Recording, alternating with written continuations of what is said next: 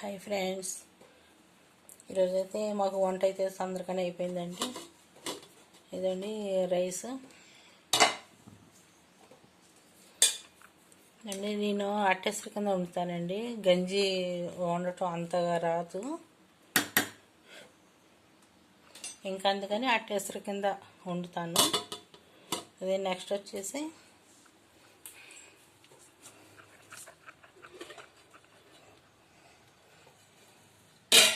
ఇదిగోండి ములక్కాయ కూర.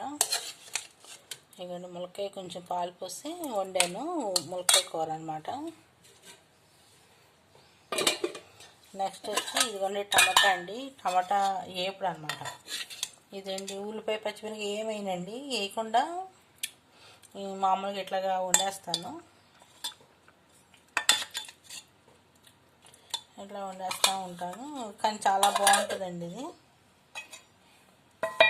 నెక్స్ట్ వచ్చి ఇదిగోండి దొండకాయ వేపుడు. దొండకాయ వేపుడు అండి.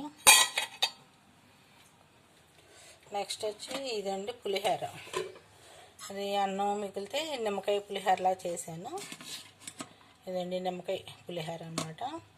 నిన్నటిది చికెన్ కూర కూడా ఉంది, ఇంకా అది ఇది కొంచెం సరిపెట్టుకుందామని చెప్పి ఈ కూరలు లైట్గా చేశాను.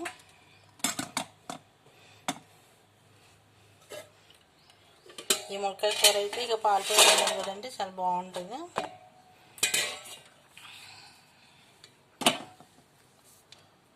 ఈ వీడియో నచ్చినట్టయితే లైక్ చేయండి, షేర్ చేయండి, మా ఛానల్ని సబ్స్క్రైబ్ చేసుకోండి.